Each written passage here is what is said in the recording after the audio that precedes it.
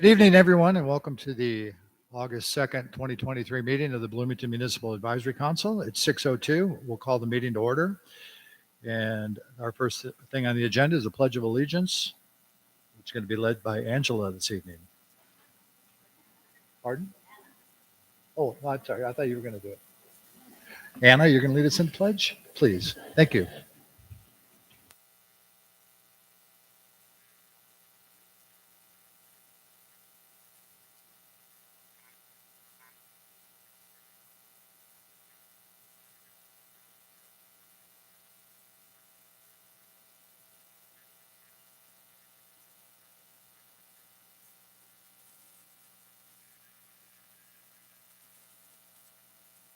Thank you, staff. If we could call the roll, please.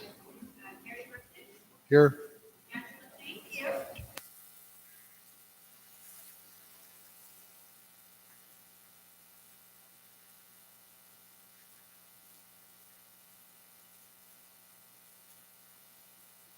Thank you. We'll move on to agency staff reports. And first is Supervisor Joe Baca Jr.'s office. Welcome.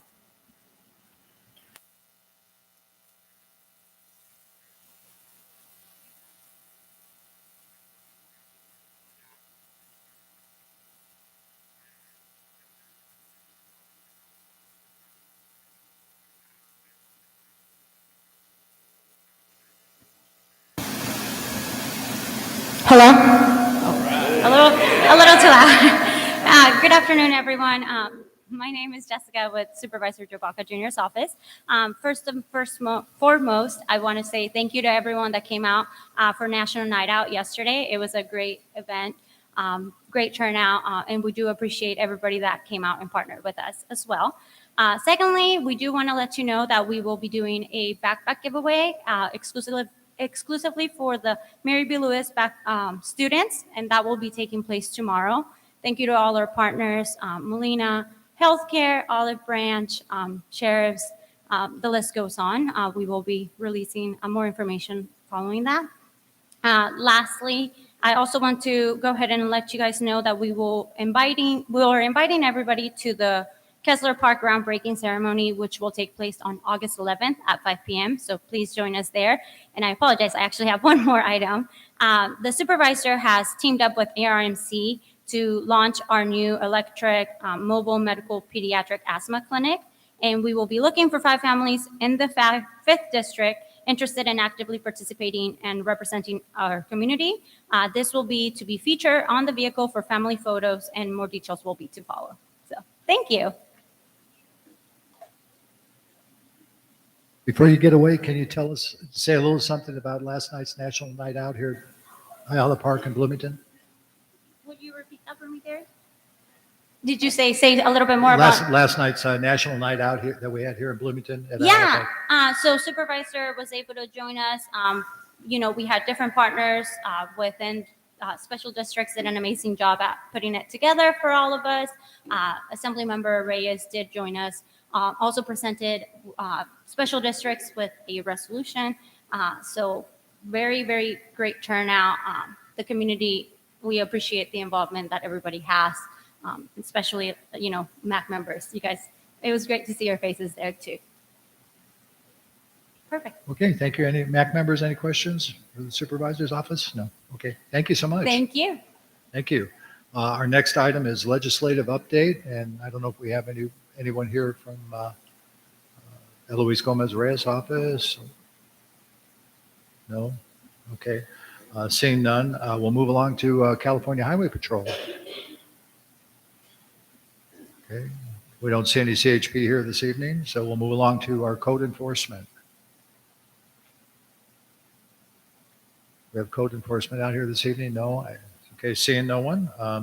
Colton Joint Unified School District, I know I did speak with Board Member Fuentes, and he's on his way. They're having a lot of school openings. He said he would be here, so hopefully we can work him in later.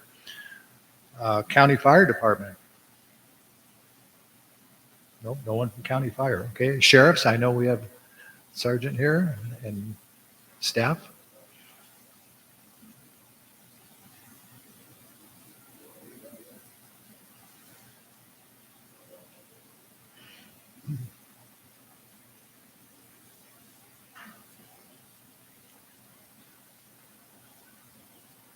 Good evening. Good evening.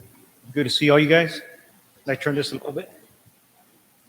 All right, so it's been 2 months. It's good to be back. We were here yesterday for the National Night Out, excellent event. The stuff we did yesterday with the community and kids and people who live here, we look forward to doing those types of things. We have some other ones planned that are going to be coming up soon. I know there's a presentation, so I don't want to take up too much time, but so far I bring good news for you guys, all right? So let's start off with the latest good news. So back there's a young lady in plain clothes. That is Deputy Peraza. She is the Bloomington deputy who is healing up. So she's healing up. She was chasing somebody over a wall a couple months ago and injured her knee. But that's not going to stop her. She'll be over here in uniform, driving the Bloomington unit on one of the day shifts, and you'll probably see her out there on the street and meet her. Good deputy. I worked with her at the jails, and I'm working with her here at the Fontana station, and she got selected for a reason. All right. She knows the area. She's bilingual, and she is a hard worker. If I had an emergency, there's probably nobody else that I would prefer showing up to help me than her, amongst others, all right? So that's good news number one. The next good news is the young man back there. That is Deputy Nunez. He is also, see, oh, you already got a fan over here, Nunez, huh? All right. You guys want to come up? All right. Come on up. All right. Oh, like I said, I didn't know how much time we had, so I didn't want to take up too much time, but all right. All right. Hey, believe me, we will take it, all right? We will take it. Thank you. All right, so let's get back to Deputy Nunez. Deputy Nunez, he is also a Marine. There's a couple of us in here. I didn't get a chance to work with Nunez at the jails and corrections. You were at where? West Valley? Okay, it's just a different time gap. So he's been working out here at Fontana doing great cases. You've probably seen him out there driving that Bloomington unit that Mr. Baca got for us, and we take care of it. All right. He has it all shined up and cleaned up. Once the customers get checked in West Valley, it gets cleaned up. So he's been out there doing a lot of great cases. There's two that I want to go over that I think are important that we've handled within the past week. All right. And it's been over 2 months that we haven't had a MAC meeting, but I tell you this, from being out there on the streets with these guys in the middle of the night, when people are calling 911, to those party calls that get out of control, to the shootings, the stabbings, people needing emergency services, not breathing, bleeding out, stuff like that. They handle it, they get there quick. 4th of July was one of our busiest holidays, and we were out there. Thank God, this year we didn't have any homicides or anything tragic. We do have other violent cases that we're working, but we have solid leads, and it's a matter of time before there'll be press releases and you guys will know about it, all right? So when I get done talking about a couple, I'll let you talk about the chop shop that we worked, all right? So I'll let them talk about the second case that I think it's important, and it deals with Bloomington, all right? The first one, I'm just gonna get out some notes.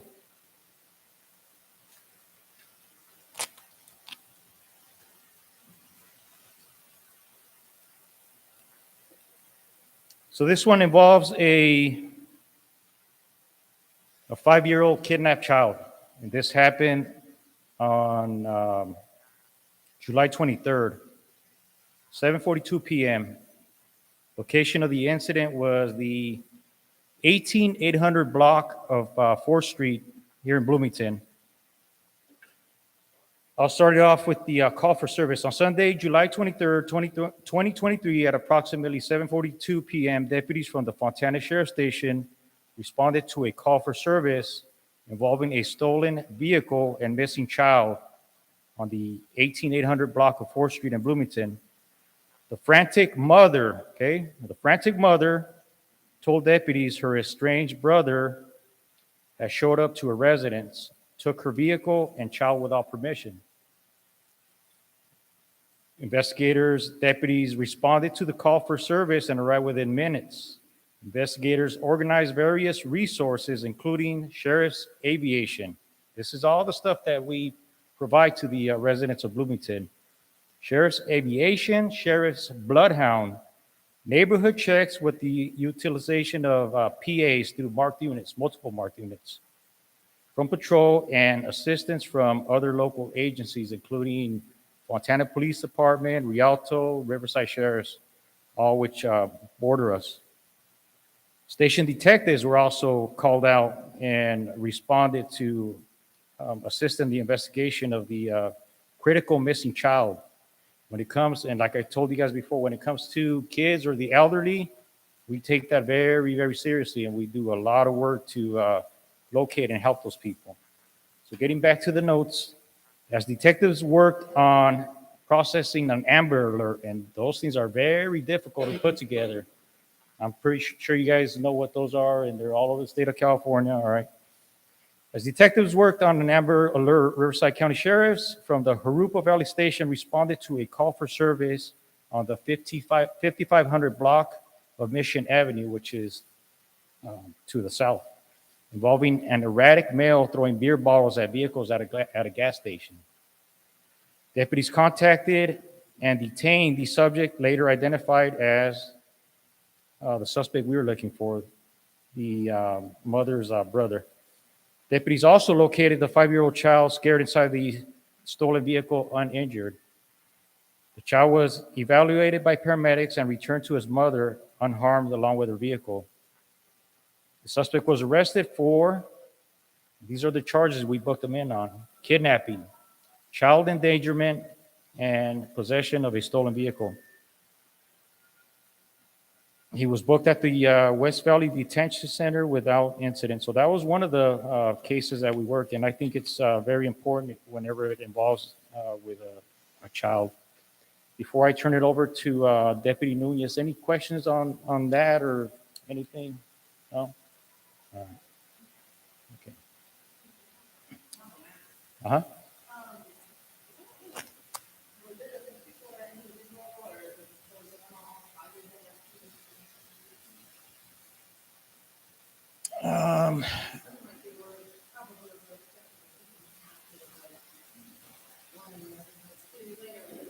Oh, yeah, there was a couple. Well, there's different aspects of it. You know, obviously there's a lot of encampments with the weather, stuff like that. When we were in the middle of the next investigation, serving a search warrant in Bloomington at 108 degrees, another fire kicked off.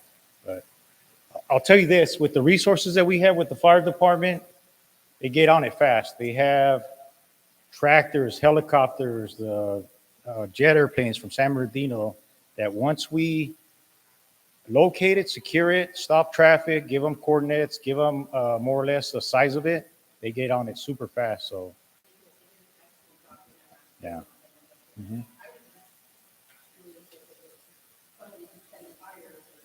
Little bit of everything, yeah. If it's something suspicious, then we have the sheriff's arson also do their investigations and stuff like that. And we've arrested people for stuff like that are still locked up. You know, on the topic of fires, Deputy Peraza, myself, a couple others, we are part of the sheriff's mobile field force, and we are also trained up, and we work with the fire department a lot. And we're starting to get into evacuations and like the stuff in Big Bear when they got snowed in, we were part of that. So that helps out a lot also, right? The next case that I want to bring up Deputy Nunez so he can introduce himself and kind of give you a heads up. Well, Mr. Nunez, you're up.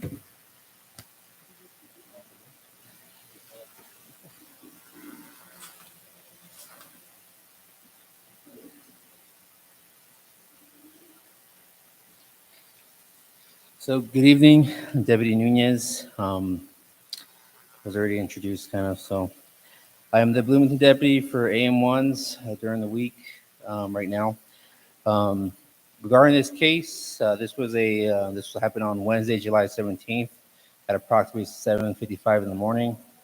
It involves possession of stolen vehicles, narcotics while armed, illegal gambling room, and a conspiracy to commit crime. Okay, so this was at the 18700 block of 4th Street in Bloomington. Um, we identified the suspects. Some got away, unfortunately, but we're still looking into it. We have leads. But just to give you guys a rundown, I'm just going to read off of this, since this kind of gives you the generic version of it. It says on Wednesday, July 17th, 2023, at approximately 7:55 a.m., deputy or myself from the Fontana station conducted a stolen vehicle investigation involving a commercial water truck taken from the construction site, city of Highland.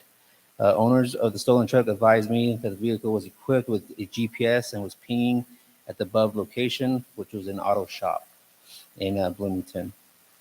So I obtained assistance from other deputies on patrol and station detectives and conducted my investigation. So as we responded to the location, we observed the stolen truck leaving the shop, heading toward Riverside County. We acquired assistance from aviation, locating the stolen truck, and found it abandoned on a nearby street, unoccupied. So after that, we went back to the original shop where it was pinging at, and we did search warrants on the business, and we've also located a legal gambling room, other known as a net, which is, again, these gambling rooms, have narcotics. Obviously, gambling in there is legal, right? You need licenses for that. You have narcotics. These are armed most of the time. Sometimes they have drugs are involved, and sometimes we even have prostitution going on in those. So we looked at all these things. We found a stolen engine and 4 other stolen vehicles. So inside that shop. So it was good outcome. Got some people out. Got some guns off the street, narcotics off the street, and closed down that gambling room until the next one opens up. And we are looking into all these that that come up and take them down as they come. So.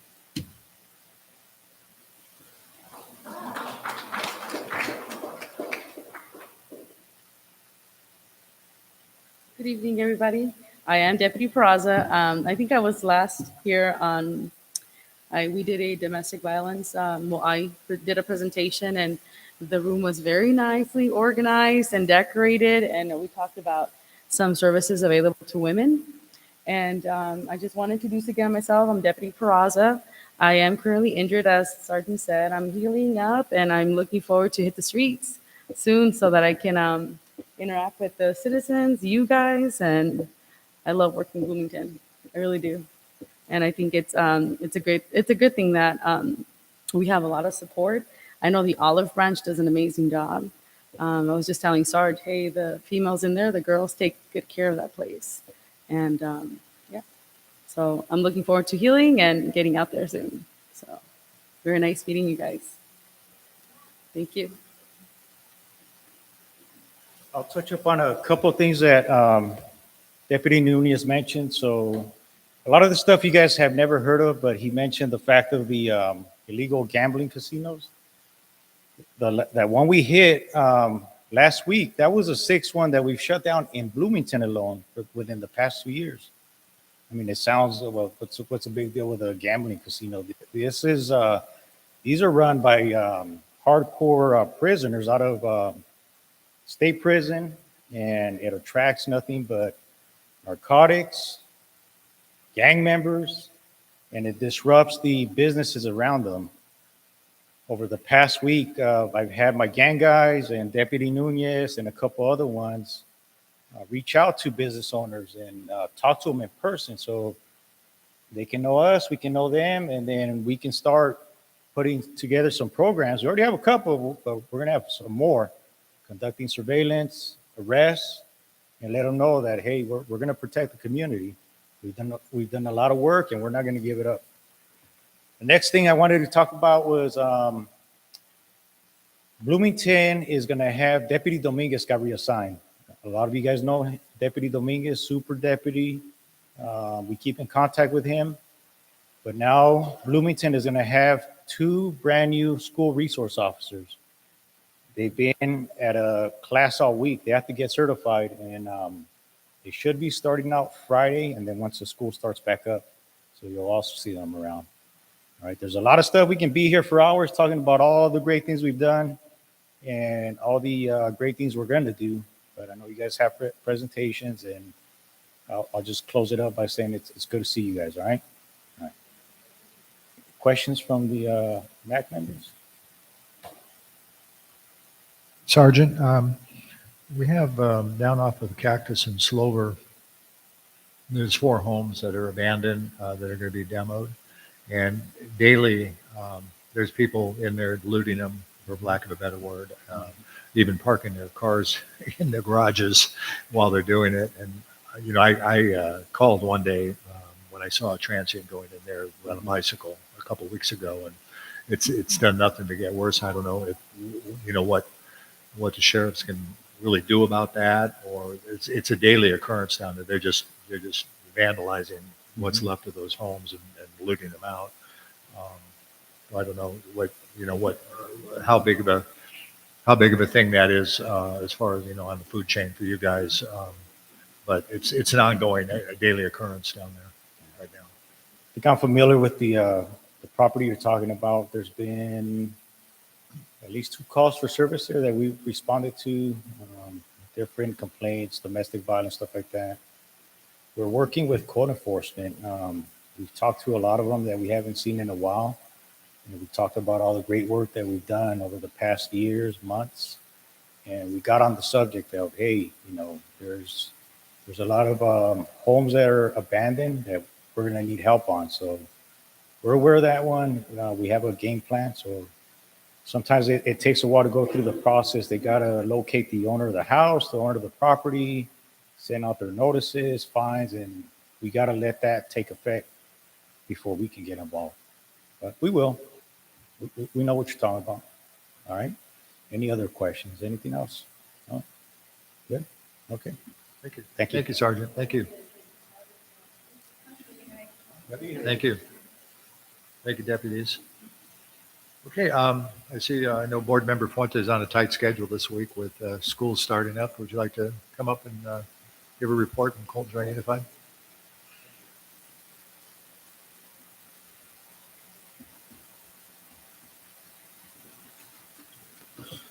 Good evening, everyone. Just wanted to let everybody know tomorrow is the first day of school. So tonight, kids, it's time for you to go home, go to sleep early, and have a good breakfast. And just one thing of advice is try to get there early. Tomorrow is going to be one of them crazy days. Everybody's trying to get their schedule together and all that. Make time. There's going to be a lot of traffic in a lot of our schools in the morning.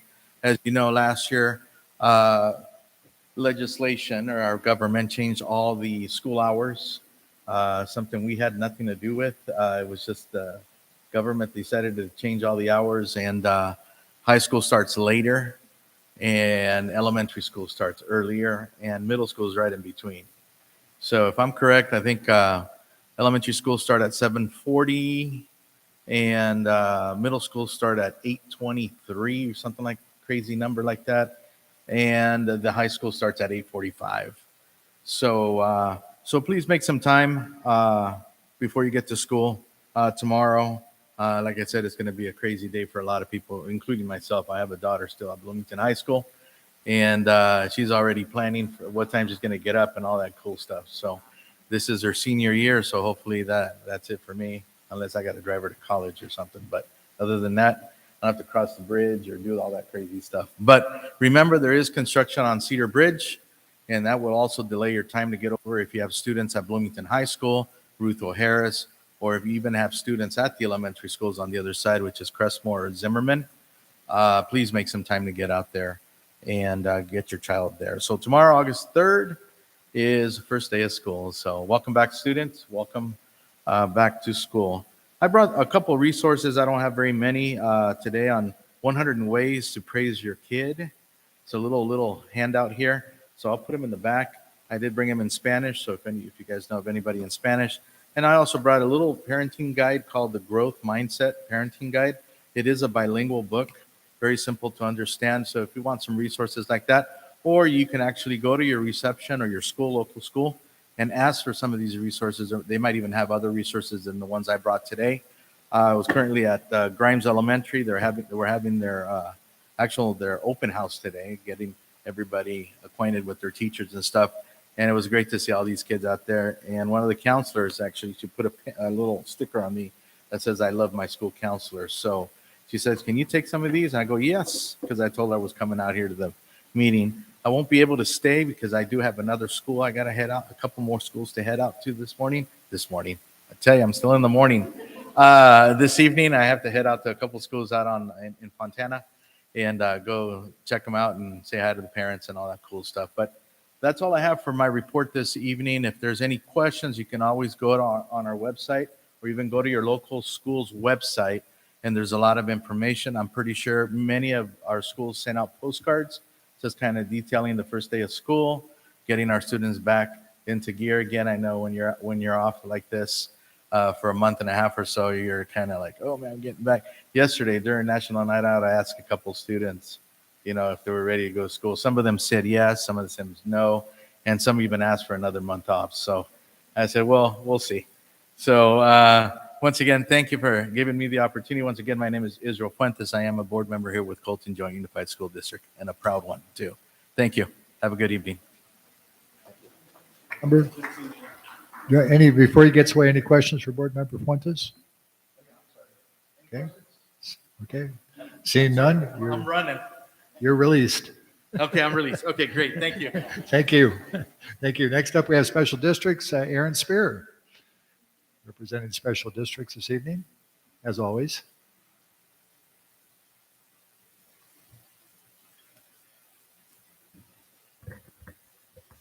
Good evening, everybody. Before I get started, I just want to thank the San Bernardino County Fontana Sheriff Station once again. Last night was amazing. They're amazing. When he gets up here and starts going and I start listening, it exhausts me. I don't know how they do it day in and day out. So I can't say, there's nothing I can say that would amount to how awesome they are. So we appreciate them, and we especially appreciate them here at the park. So with that segue, we had National Night Out last night. It was super fun, super cute, and a lot of you were there. It was a great event and a great way to connect with the public, with the county and other community organizations that serve. It was just an amazing night. There was a lot of smiles and a nice cool breeze. So from having it the first year and then having it this year, it's definitely, we're going to have to step it up next year to beat last year. So it was really well done. And again, thank you to Regina and the supervisor's office for their support. It was a great event, and we look forward to doing it next year.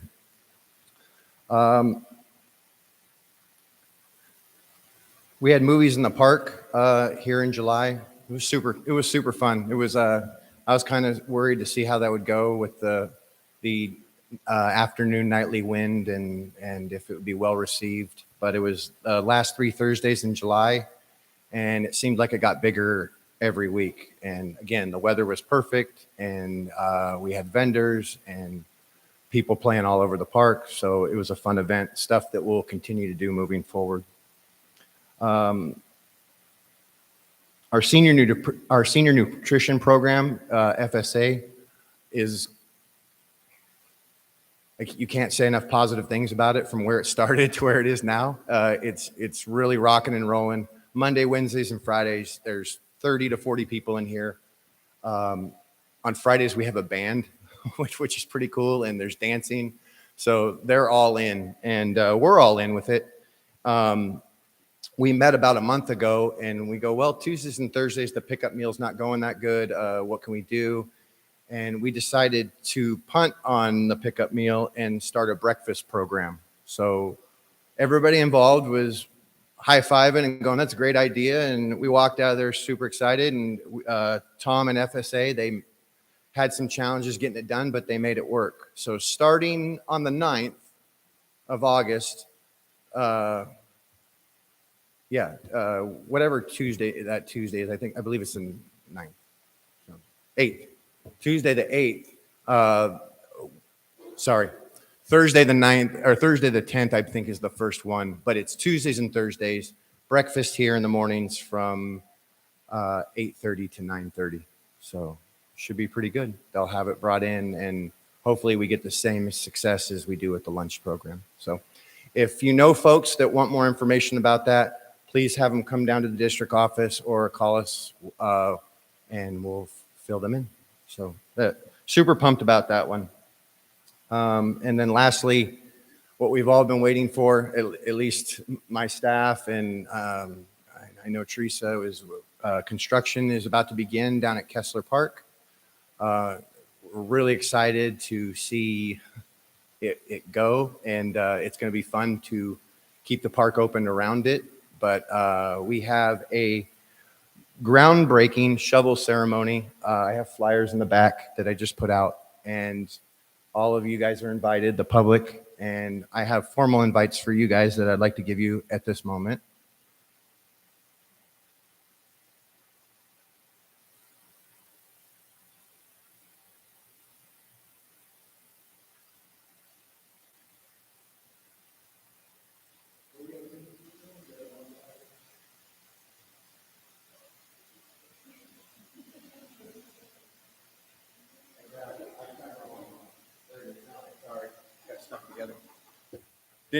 Didn't forget about you. So next Friday, August 11th, from 5 to 7, we're doing a shovel groundbreaking ceremony to get the project started. It's going to be super cute, and we're really looking forward to it. And we hope that the public can help kick this thing off. Like I said, it's the next 6 months are going to be kind of interesting. We're going to have fall baseball going on alongside it. Our youth soccer program, which it's growing. We're super proud of it, and we're going to be doing all that. But we got to do all that with the logistics of there's 2 different contractors working down there doing 3 different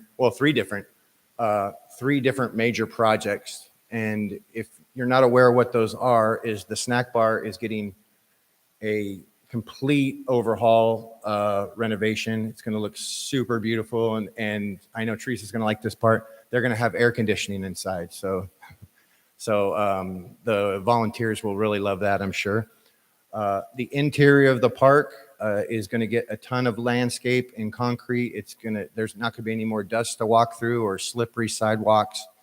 It's going to be amazing, and we're chomping at the bit to see it finish. And then my favorite, last but not least, is Kessler Park is getting 8-foot switchback wrought iron fencing around it, so we can protect the investment that the supervisor and the county are putting into this. So we'll be locking Kessler Park just like Ayala Park.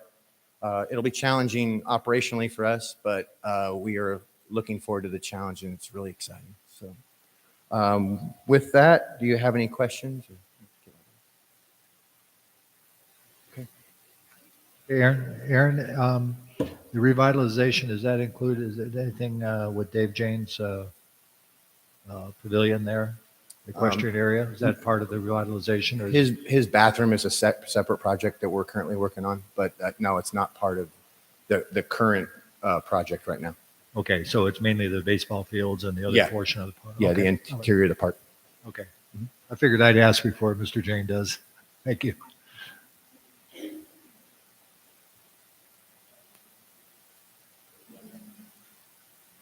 Last but not least, West Valley Water. Good evening, Dan Jenkins. Did you bring us pies? I did. Hello, Thank honorable you. board members and the general public. My name is Dan Jenkins. I'm from West Valley Water District, Vice President of the board. And to start off our kick for the conservation, we have provided to the board and also for the general public our conservation boxes. This one belongs to Pat, so I can't give this. I put it before you right there, which has some cool toys and some things for conservation. It was all self-explanatory, so I won't go into that. But also, I want to let you know that President Young sends his regards. He's sorry he could not make it here this evening. He's out of town, but will return for the next board meeting. And finally, I would like to introduce our new general manager of West Valley Water, Mr. John Thiel. So John has taken the reins of West Valley. He's done a fantastic job thus far, and we have some really high hopes that he's just going to make the department even go better. And finally, if you guys have any questions, please don't hesitate to ask. Mr. Board Member Jenkins? No? Seeing All none? right. Thank you, Dan. Thank you. Appreciate it. Thanks for the presence. Okay, moving along. Oh, there's one more. Sorry, one thing. So for the public, I was told to ask if you could fill one of these out and just bring it to West Valley. They have to verify that you're one of our ratepayers, and you can also get one of those conservation blocks. Okay, it has some cool little knickknacks. Or Pat could pass hers around. Some nozzles, some flow restrictors, and also for the little dye packet for, oh yeah, and one of those, yeah. So you put that in the toilet, it saves water, so yep. Some good little goodies. Thank you. Thank you, Dan. Okay, that's the end of our agency staff reports. We're going to move along to informational presentation, and this is the Bloomington Roadwork Improvement Project. And we have Bob Vizito, I hope I said that right, and Chris Gray. Good evening.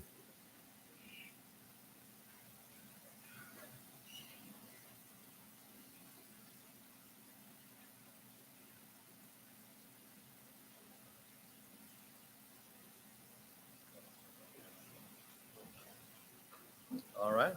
Hello, everyone. My name is Chris Gray. I work for Altman's Construction. We want to talk about some road improvement project that we have coming up for the next little bit. We have a PowerPoint slide up here to make this a little bit easier as well. So we'll go ahead and get started with the next slide. So this very entry slide. Oh, that'd be fantastic. Thank you. So the first slide is giving the big picture. We just want to point out which roads are going to be which roads we're going to be improving. So there's 5 main roads on here: Harupa, Locust, Armstrong, 11th, and Linden. Majority of the work is Harupa, Linden, and Armstrong. On the left, we have some notes on some of the improvements that we're going to be making along the way. On some of my later slides, we're going to talk about each one of those in a little more detail. So the first thing we want to talk about is the actual road improvements. So Harupa Avenue is currently, we'll start with Locust. Locust Avenue is currently 2 lanes. We're going to remove the existing 2 lanes and replace it with 5 lanes. The next one is Armstrong, existing 2 lanes. We're going to replace that with 5 new lanes. Harupa Avenue, we have 2 existing. We'll be replacing those with 4 lanes. And we're going to be adding 3 traffic signals at those locations. Make that corridor a little bit safer. Now, when I say road improvements, I talked about the street itself. The street is also going to have curb, gutter, sidewalk associated with it, which is going to be this next slide. So this is a rendering with your beautiful mountains in the background. Curb, gutter, sidewalk. We're going to have a walking trail, landscaping along the way. This actual picture here is a realization of what Locust and Armstrong particularly are going to be looking like. That's where we have the walking trail at. In the process of installing at Locust and Armstrong, there's a storm drain to handle any of the future rain events in the future. So we'll be doing that construction along the way in the same road. Okay. We want to talk about the big question. When are we going to start? So we have some initial starting items. The very first thing we're going to do is install a water line. So in October, when you drive by the area, you may see one of our excavators working off the street. As you can see on this picture, we have the existing Locust Avenue, and we have a red box next to it. That red box is representative of where we will be placing this new water line, meaning we're going to be working off the street, 20, 30 feet off the street, so we're not going to be closing the road at the time, and we shouldn't be impacting any of the local neighborhoods at that time. That's October. It's almost like a soft start. Once we move on to the full street improvements, once we get the water line in and whatnot, we're going to be moving on to closing Locust Avenue. You see here on the map, we have a red line for Locust Avenue. We're going to close that so we can completely remove it all the way down to its subgrade and then bring it up from there. As the project has been proceeding, we've been in contact with San Bernardino County, with the city of Fontana, West Valley, and Riverside as to how the traffic is going to be impacted in the area.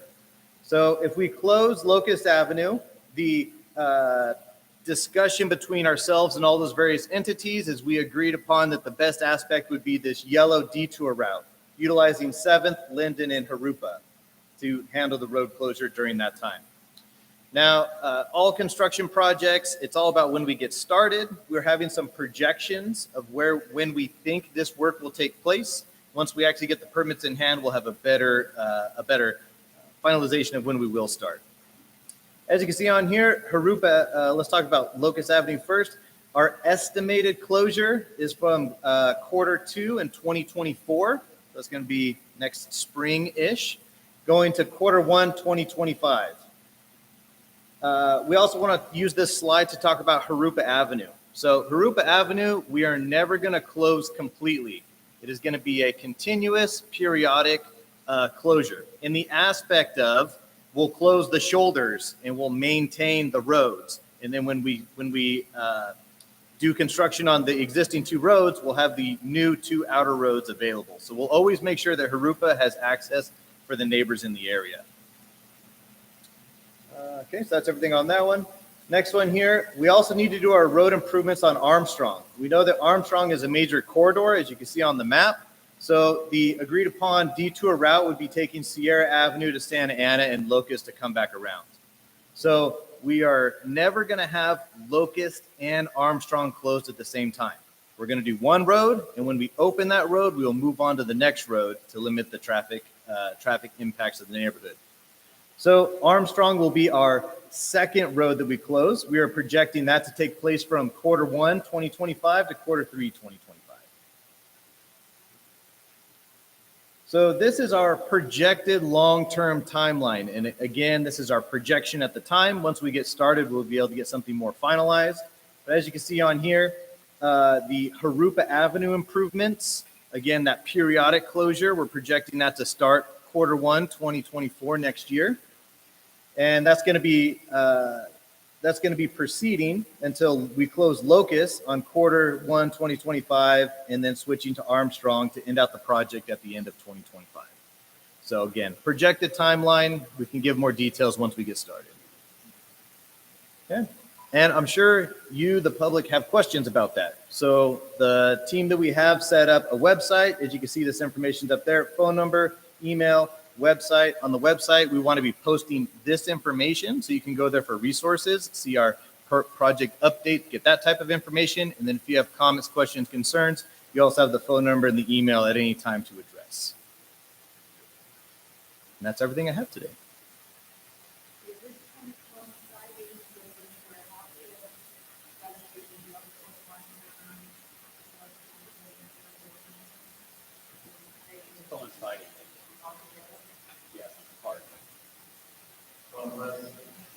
Until they decided to sell the property, put warehouse, Armstrong would never get this upgrade.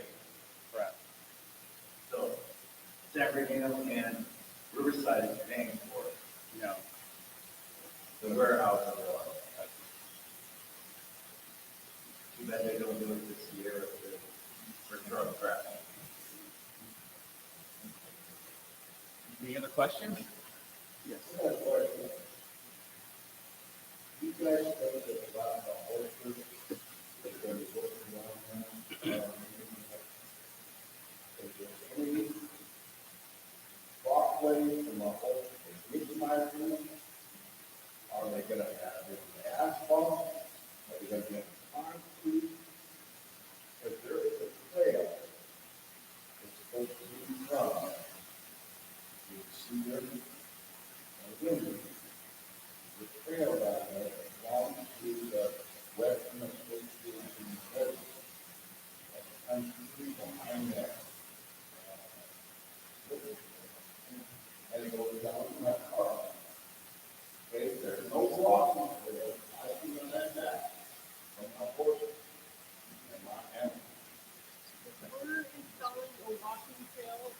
looking to Armstrong. But that doesn't affect the trail you're talking about. We're to the left. We're to the left. Right, so we get Armstrong, my people come from Armstrong up to my arena is on Locust, in between the Winters and stuff. There's At the park. Mark, traffic is bad. I've already had two horses going on the street. On the roof. Nobody comes to contact us for our Bloomington Horse Group about any of these projects. This makes us upset because we are not involved. All the warehouses put stuff in, we get involved in my thing. I think it's fair, and I'm not going to all the rules, but they put warehouses out. They put the buildings out. We didn't ask anybody to set. I'm sorry, but I'm upset because my support people are important to me. I've been here all my life. All my life, and I'm tired of seeing people step on me. I have lost so many people from warehouses and improvements without being here, without having. Are you aware that there is a new store for tractor supplies that's going to be placed right here on the corner of Sears, down and Armstrong?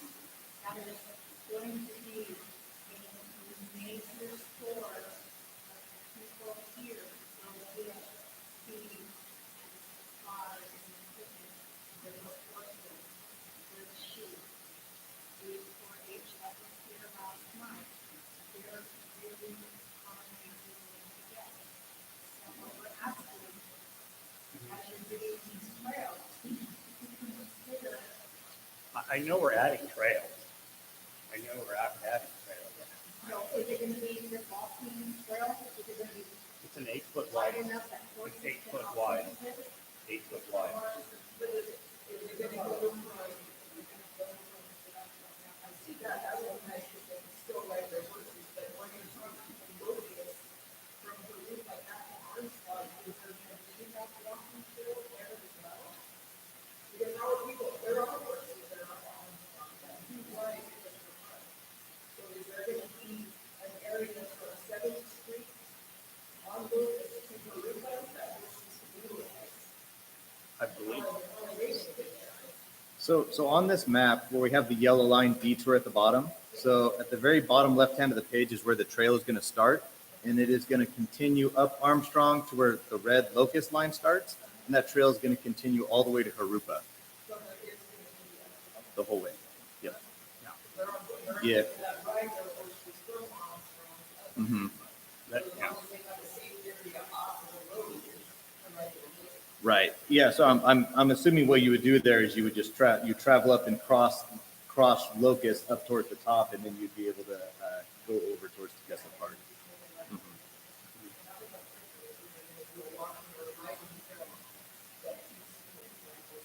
Great.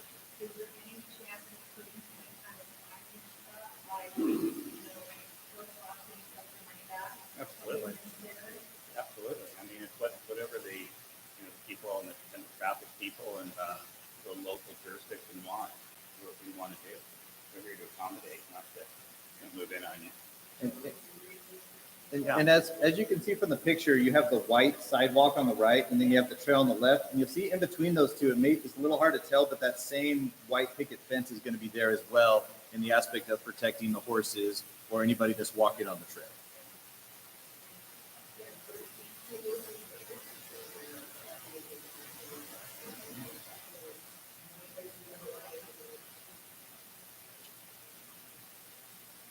And again, you have that contact information there.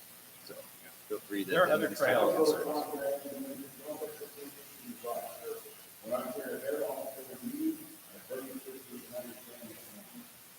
Sure. That's fair.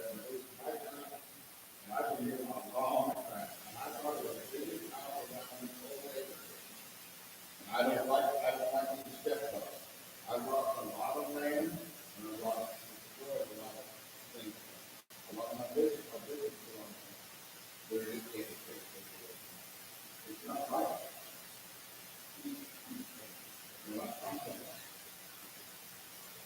Sir in the back.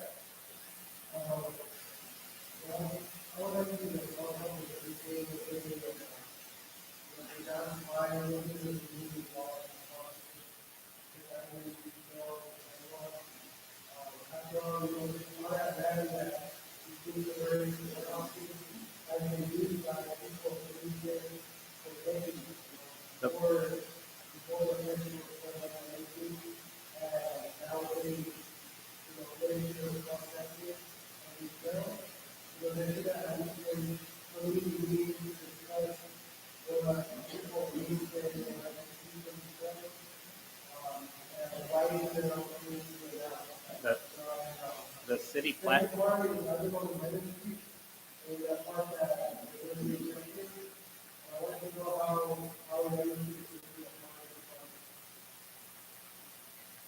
the city planners, the city planning department is involved with trails, and so is the county.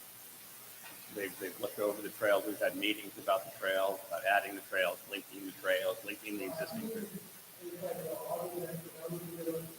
No, but the city as well.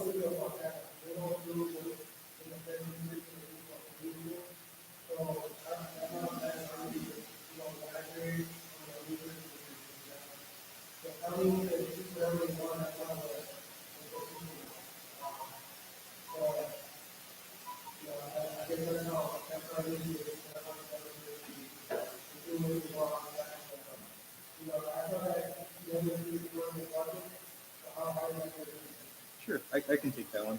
So for everyone's question, you can see we have 7th Street on the bottom there, and if you go up three or four streets, you're going to be right there on 11th Street. So at 11th Street, we're going to be installing a sewer line in the street, and then we're going to be doing a grind and overlay of the north half of the street. So we'll be on the north half right now. It's just asphalt and it goes to dirt, and that's where all the mailboxes are and a lot of the parking. So we're actually going to completely redo the street on that north half, and then we're going to put in a curb and gutter in that area. And then the street improvements on that, if there's sidewalk or anything additional, is going through the plan check process right now. So we'll be improving the north half.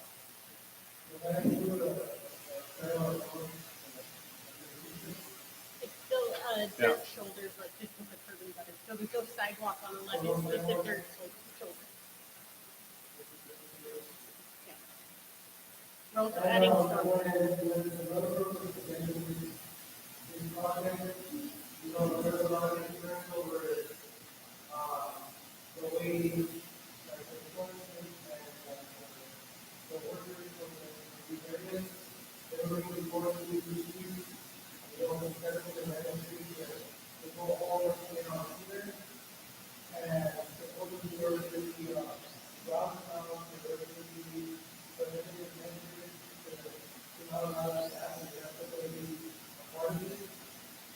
So the roundabout question on 7th, 8th, 9th, 10th, we're not going to be closing those ends at the west side. As that other slide I had, we'll be putting those traffic signals in. So the ones that don't have the traffic signal, you'd still be able to make a right-hand turn from, for example, 8th Street onto Locust. So we are going to maintain that. We'll be improving that intersection, but we're not going to be closing it off in a roundabout or cul-de-sac fashion.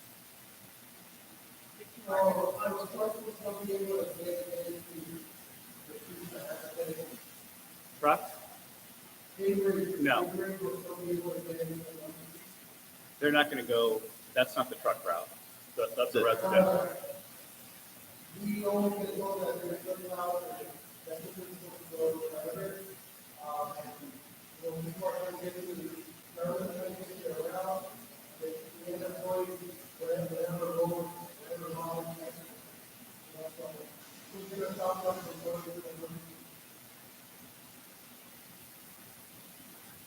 I don't know, other than the prescribed truck routes that we're all agreed on that are marked, I mean, there's probably signs that trucks aren't supposed to go on those roads. I mean, I can't, police everything, but that 7, 8, shouldn't happen.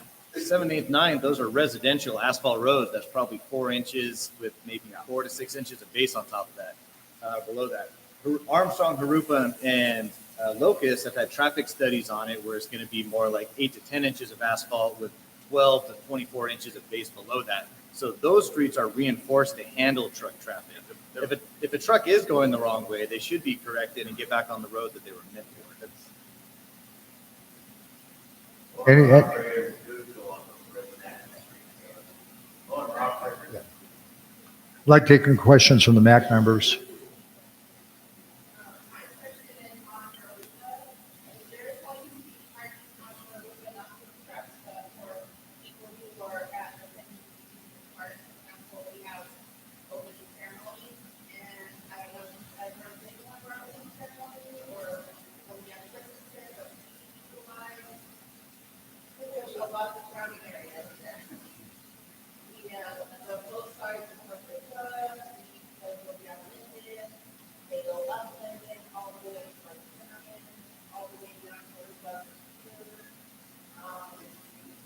I don't know that.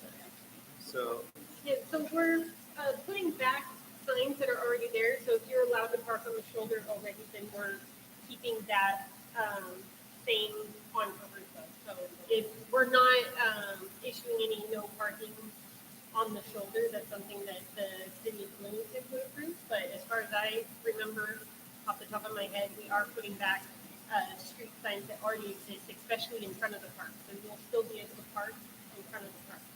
And then we can get back to you on the question about a traffic.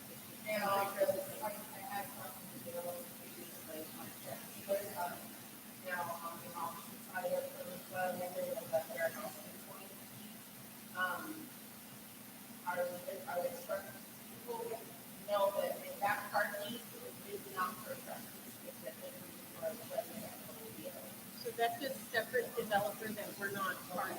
Yeah.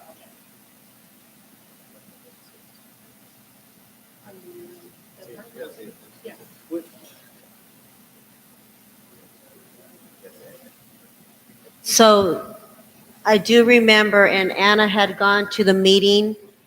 Postcards were sent out to community members that this was going to impact. They did send postcards out in English and in Spanish. Anna received one, and they had the meeting at Kessler Park, and Anna was the only one that attended. So just to put that out there, they did send postcards. I have a copy of it in English and Spanish, and she was the only one that attended, and it was at Kessler Park. And it was in the evening to where it was accommodating. They had one in the morning and one in the evening to accommodate anyone who could not attend, and she was the only one there. So just kind of bring that out there. And to add to that, it was on a Tuesday and on a Saturday. So this past week, those meetings, and not one person came. There was probably 2 people in those 2 days. Somebody from 9th Street and I want to say 11th Street. 11th and Locust. 11th and Locust and 9th and Locust. It's just 2 people that their property was going to be affected. Like one was a corner property and the other one I don't remember, but those were the only 2 people that came out. But everybody got a notice. County sent out a notice sometime May, mid to late May, and the postcards came out as well.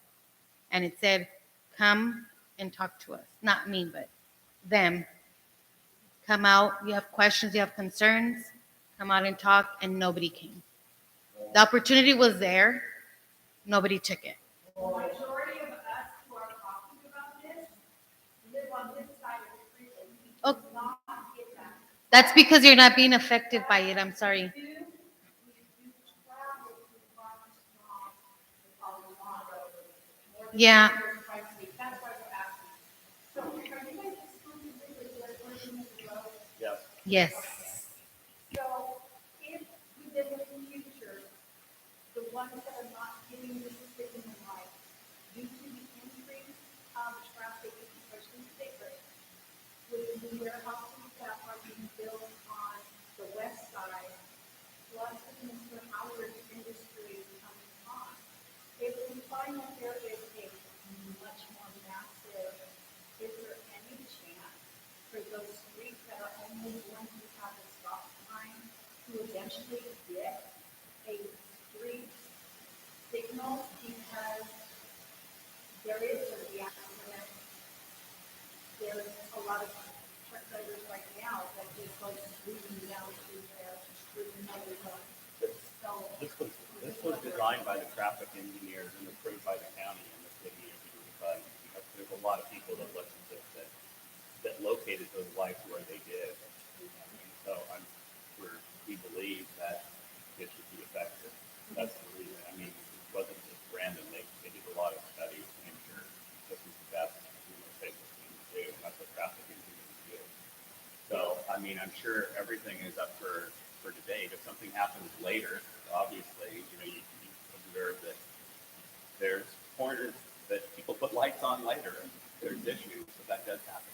So that we feel wide enough to just say that means could be potentially. Yeah, those streets are going to be improved quite a bit. Yeah. We appreciate it. Sure.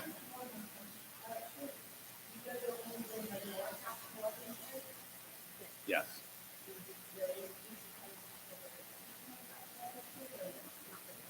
Yeah,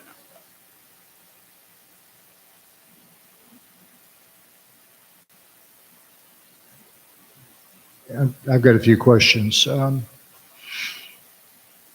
So Europa, you're talking about a partial closure, and from where to where exactly? Because you have two segments. You have Linden down to Cedar, where you need to widen apparently the south side, and because it doesn't really align with We're going to fix that. going northbound past Kessler Park. Now, any expansion of Europa past Kessler Park, that's going to be done, I'm assuming, on the north side, away from the park.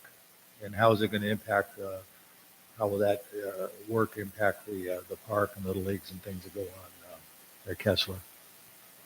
Sure. Yeah, so I'll talk about that one. Harupa, we could tell there's a lot of different entities there. There's neighbors, there's the park, there's the school that's up Cedar, I believe. Linden, there we go. There's a school up Linden. So with all those entities in mind, we couldn't see closing that entire street down. So we're doing it in phases. And I have a complex schedule for it, but to shorten it, I would say we're going to do it in a north-south side of the street as one phase, the center portion as one phase, and then if you turn, it would be from, let's see here, we're going to be going from Locust to Maple, from Maple to Linden, and then from Linden to, I think that's Cedar all the way on the end there. So that was that six. So we're doing probably 8 phases, I would say, on that to see that we can mitigate the traffic properly that way. And then as you said, right there at Linden, you can see where the road narrows a little bit. So we'll be expanding that to match so that Harupa will be a consistent length from Locust to Cedar. Okay, and you mentioned 5 lanes on Locust. Can you talk about, is that 3 north and 2 south or vice versa, or is there going to be a dedicated turn lane involved? Dedicated turn lane down the middle. So it'll be 2 going north, 2 going south, and then a center lane so the trucks can get out of lane, out of traffic. Okay, you talked about the slide with the landscaping that's along Armstrong already, something similar to that. And I know that's a concern to the community. We pushed for trails. Are you planning on Locust to have that type of a trail and work on both sides of the street, or just one side of the street, or can you talk about that a little bit? Sure. So on Locust, there is room for the walking trail on the west side. On the east side of Locust and Armstrong, the public right-of-way is only wide enough to fit the additional lane and then the mandatory handicap ramps and the sidewalk. So we wouldn't have room to put a dirt walking trail on the east side because we'd have to start encroaching on people's property. But on the west side, there's room. Okay, and that will be able to, Mr. Jane's concerns, that will be able to accommodate horses and stuff, the rendering? Correct. Yeah. That rendering is what we're planning to put. Okay, and is any, to Mr. Castellanos' comments, are these all the final designs that have already been baked in, or is this still open to, are these renderings that are open to adjustment, or is this kind of the final? They're final. Final thing? Yeah, they're final. This is the final thing, okay. All right, and, I'd just like to comment on, I talked to your staff before and about the importance of outreach. And I know it's difficult, like We just talked about, you had a meeting apparently for a lot of people, and you had one person show up. And it's going to be imperative because that property down the number streets down to Linden during the time of that locust construction is going to just be, quite frankly, it's going to be very miserable. And the residents need to be aware of that as much as possible, what's going to take place, so they're not surprised, because what's going to happen is they're not going to come see you guys, they're going to come and see us, and unhappy. So, the more outreach you can do to the residents in the area, in all the number of streets, because they're going to all have to funnel down, they won't be able to use Locust. And, that is a very heavily traveled commuter area from parts of Riverside and River Valley down through Bloomington. So, I'd really, I don't know exactly what your plan is for outreach. You didn't really touch on that, but you can't, as far as I'm concerned, you can't do too much. Okay, so that's just my advice to you guys up front. We agree with that 100%, and we're trying every way possible. Right. So we're happy, I think, as the MAC members, all of us are involved with organizations up here, and we're happy to get the word out to the community, because, like I said, it's going to, at the end of the day, if people, invariably, you're going to have them, no matter how much outreach you do, they're going to say, when did this happen? I never heard anything about it, didn't know nothing. And they're going to come here and vent. And so, I'd rather be part of the, and I think of my colleagues, we'd rather be part of the, kind of help and assistance up front to avoid that the negative thing that would happen down the road. So, Be great. I don't know, any other MAC members have any other questions or comments? And, I'd like, just so, people know in the community what transpired here. Okay. This is part of a warehouse project that's a Fontana warehouse project. And the county of San Bernardino sued the developer, which was not these guys, was previously owned by developed by another company. And there was a settlement, and there was requirements that were that the developer had to do in Bloomington. And part of what was negotiated was that they would not, if the county didn't want them to, they would not travel north on Locust through the residential areas of Bloomington, because when this project originally came forward in Fontana, what they wanted to do is literally buy up the residential properties all the way from Europa all the way to Slover on Locust, and expand to 4 lanes and have all their traffic from the whole project go northbound on Locust to Slover. Right, marching right through the residential area of Bloomington. And what would have happened if that would have taken place? That would have forced us in the county to basically rezone that entire area industrial. We wouldn't have had a choice. So thankfully on that one, the county fought for us, and that's why you see extra sheriff's deputies now. We have $1 million a year coming from that project for the next 20 years, plus an agreement to join a future community facilities district where they're going to be basically, for lack of a better word, taxed as a warehouse in perpetuity. So that's the basic agreement. That's why the folks are here. This is part of the project. It was not a Bloomington project. I personally spoke 3 times. I believe 2018 or 19. I spoke 3 times in Fontana, voicing the concerns of Bloomington residents on behalf of our residents at both the Planning Commission in Fontana and the City Council. So that's what happened. That's why we're where we're at right now. And I just wanted to give the whole reason why you guys are here some context as to what's taken place up to this point and why you're here and this is happening at this current time. So I wanted to make sure everybody in the community understood that. So.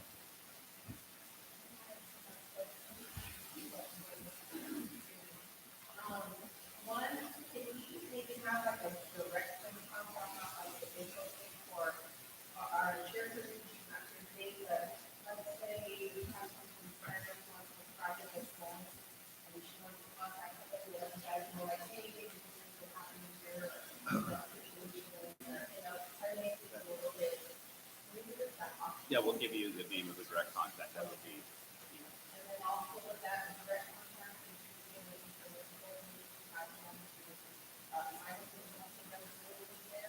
Absolutely. Yeah, we want people to contact us. I mean, we try, we send out emails, we call people, we go to the park, we do everything. We want people to contact us. Yes, absolutely. No, that's good. I wanted to add a little bit to that outreach and contact. They are doing everything because I got a phone call. Even though I was at the meeting, I got a phone call asking me if I was a homeowner on roof or if I was a renter. So they did try to reach out to some phone numbers are no longer in service. So they try to do everything that they can to pre-contact, and they didn't have much success either. And so we are going to do more outreach, but that's, I mean, it's not set in stone yet.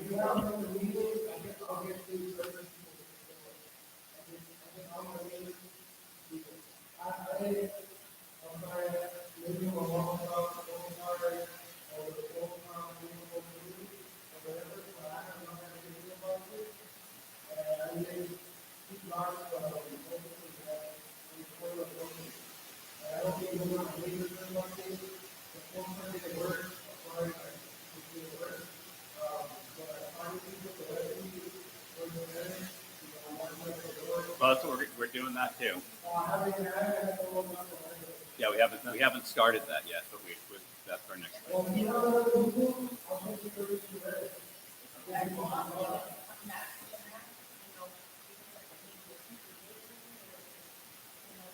I was just going to suggest, why don't we have exactly, Teresa, we have you guys back every 2 to 3 months with updates? Somebody from there as things are going on. I think that would be really excellent. And keep people in the loop and us in the loop.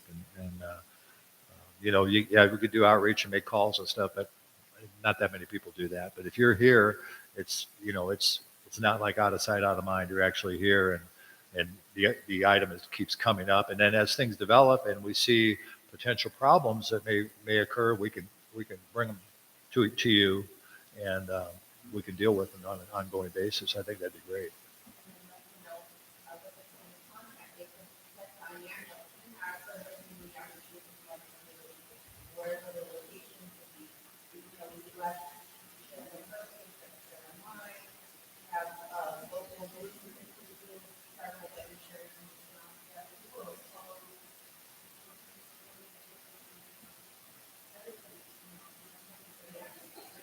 Okay.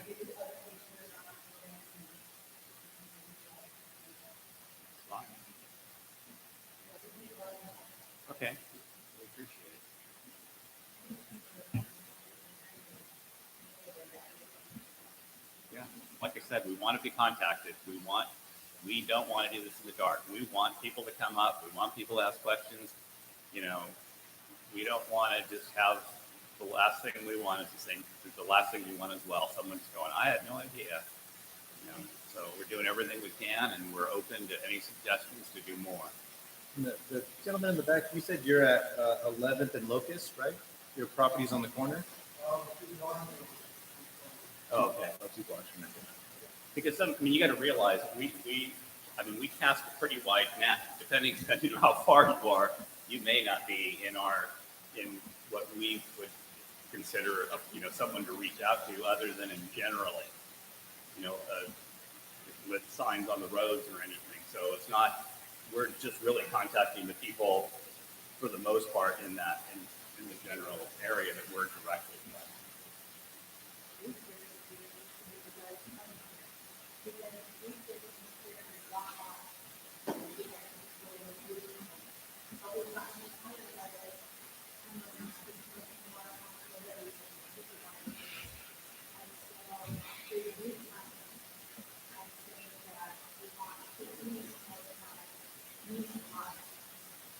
That's fine. I mean, I think we do. I mean, Jessica's here. She's with the county, and she's here. And she was part of the team as well. I mean, everybody is on board. Not just the county, the city, it's us. Any other questions? Sure.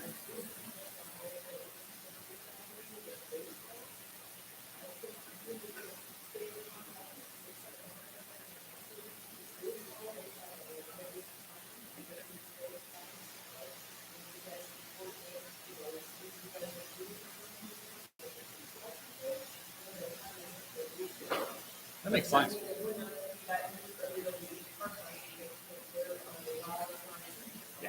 And that's exactly, yeah. And that's exactly the reason why we need an ongoing dialogue with you guys for things like that, is things move along and make sure that, things are as smooth as possible and there's the least amount of impact. Because there will be an impact, there's no doubt. We're having those same conversations with the elementary school on Linden. The same thing. They're letting us know when their routes are, when their busy time are. So we're trying to fine tune the sweet time to be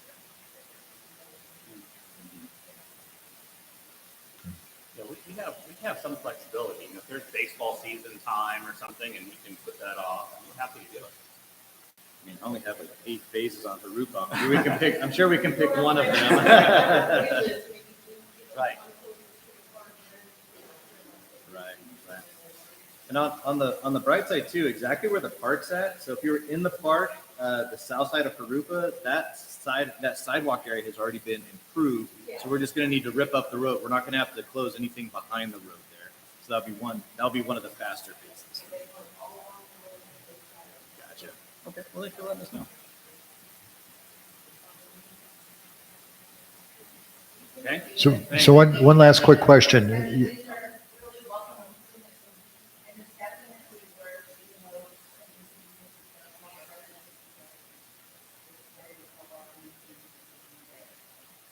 The biggest one I saw was, I feel like Armstrong and Locust doesn't have a lot of light on it right now, and we're going to make sure that has actual, not necessarily. I know we pointed out the traffic signals, but we're going to have street lights that whole way that'll really lighten and brighten that area up.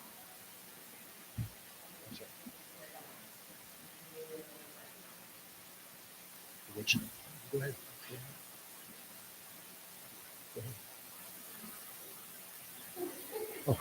Okay, Anna has a question.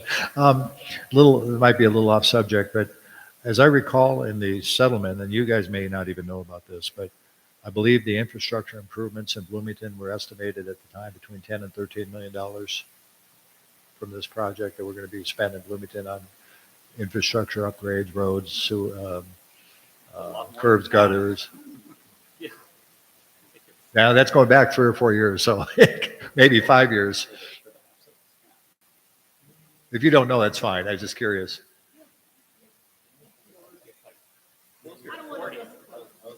It's a lot. It's in the 40s, 40 million, right? 40 million. Okay. All right. Thank you. Anna has a question.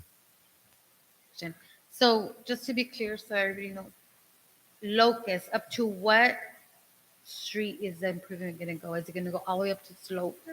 No, Or is it going to stop at Harupa? Stop It at stops at Harupa. Harupa. Just so that everybody's clear. Okay, thank you. All right. Thank you.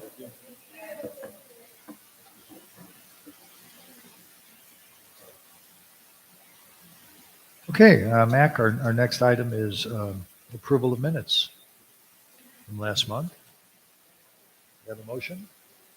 Okay. There's a motion. And Teresa seconds. All in favor? Aye. It's unanimous. Okay. Moving along, we have public comment.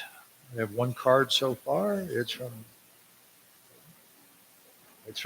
Dave Jane. Unless staff has nothing else, okay. Dave?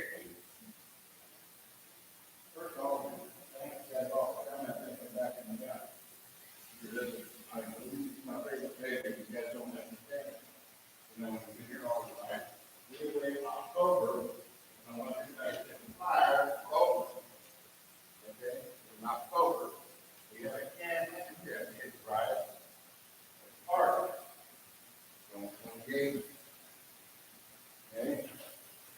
Lunch is provided. There's pampers. We'd love to have you guys all show up and be there. You know, Aaron, too. Aaron don't even care. You know, he cares, he can care with black guy. Okay. But anyway, I want everybody off.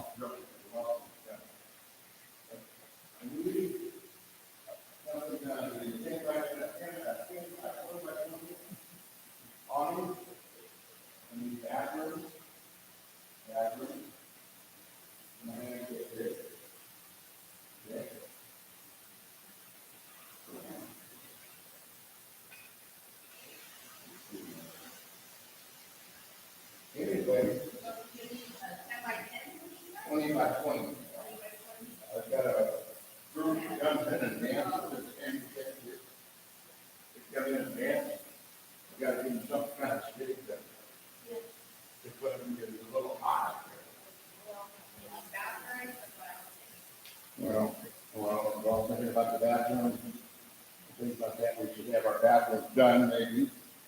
doubt it, you know? And it's been 4 years now. We need Joe Baca's office to get on the stick and, give us some money to get that park back in the city. And I got one more complaint. I want Joe Baca's office to find out what's going on. We need to get a hold of housing project. Our housing project right here at the senior center, which is probably 80% of these people came from Los Angeles. And this was made for Bloomington. My parents, grandparents, and everybody worked on this project to be there for seniors when something happens to their family. And of course, you have to say that the percentage of your income is where you're going to have a house. And that's the reason why we put this. But our housing people in our county have given to people from Los Angeles. And the reason why I found out is because of school up here. There's almost 90% increase on their kids this year from this part, this year. Right up the street. They got more kids than we need. And we've got to do something, because I thought it was a senior park. I didn't think it was for families and kids and doing that stuff. We lost control. Okay? And I know what she was going over. It just breaks my heart to see the things that we asked for years ago, and trying to get this stuff. You know, all of it was supposed to go over the bridge. Railroad paid for all of it to go over the bridge, over that. All of it was supposed to go all the way over like and they threw it out. We went out here and bought ambulances. They're supposed to stay right in the town for all of our seniors and everybody. Free ambulances. We put donkeys in. We get rabbits. We get dinners. Guys, you don't, I mean, some of you people do not know, but I've been here all my life, and I'm 73 years old. And it tears me apart to see this kind of stuff going on in these warehouses and these contractors. And they're only doing what needs to be done. Locust and Harupa, that's one corner on the south side of the street. That is the city of Montana. And that's supposed to be a park. We're supposed to name that lead in a park years ago. That was given to them by Brittany King. The developer. So we're supposed to move houses up there, we're going to move warehouses. I don't know, it's good. And I got time to keep going. Contact me. I could tell you all kinds of stuff about me. I can tell you about the first apartment across the road. It's on the bridge. Okay? Hey, I'm here to help, but I live in Montana, Montana 18 on. And most so Bloomington used to be all the way from Riverside all the way up to the back. The airport used to be Bloomington Airport. And we also gave it up. Bloomington gave it up, on the Montana gave it up. We do help. And we're losing a lot of it. And Joe Baca knows, he knows how I am. I've been around for a long time. I love this county, but it's really need for people to do. Right, Dave, thank you. A lot of good information there on the history of Bloomington. I learned a few things just listening to you tonight that I didn't know. Do we have any other public comment before Roxanne?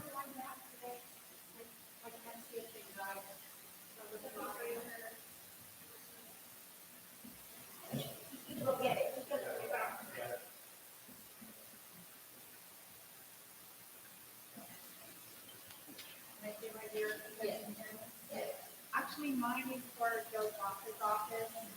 Called code enforcement. Gotta do something with Chandler. They're running illegal. The guys are parking their trucks overnight. The guys are running. We went over there on the non-heated up area, and even for a timer there this week, if the ones that were running propane and diesel were still running for engine. There were guys there for over an hour. There's only so many minutes that they're allowed to keep the truck running.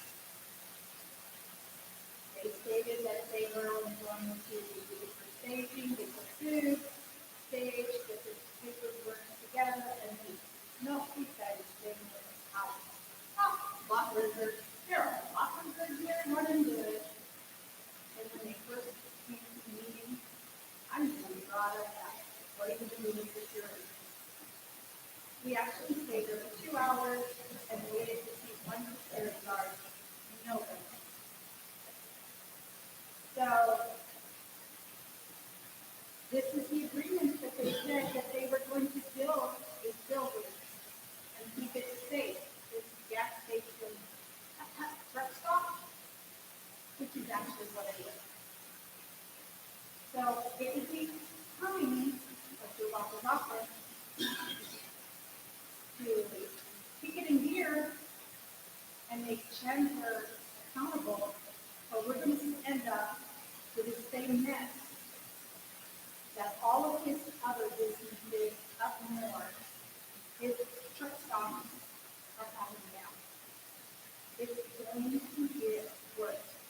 The little huts on the number streets are getting empty.